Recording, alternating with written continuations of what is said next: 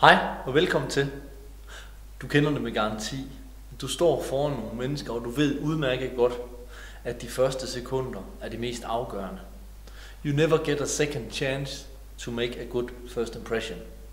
Ja, det var Churchill, der sagde det, men ikke desto mindre, så er det stadig sandt. Derfor vil jeg gennemgå en ganske kort og meget simpel model, men alligevel en model, der har rigtig stor virkning ude hos kunderne.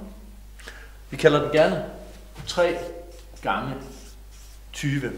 Og de 3 gange 20, de står for de første 20 sekunder, det står for de første 20 ord, og det står for de første 20 skridt. Ja, de første 20 sekunder, det handler altså om at have fokus på, hvad det er, du sætter i spil i de første 20 sekunder.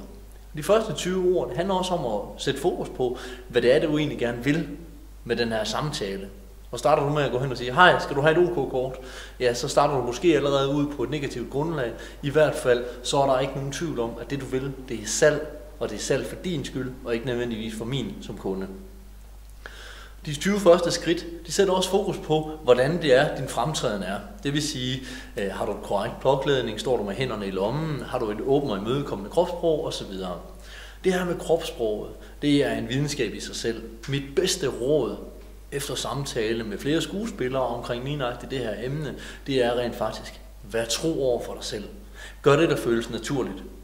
På nær lige, hvis det betyder at stå med tyggegummi i munden og hænderne dybt begravet i lommerne, men det er jo en helt anden snak. Udover de 3 gange 20, så er der rent faktisk også en anden lille regel, der hedder 4 gange 20. Og de sidste 4,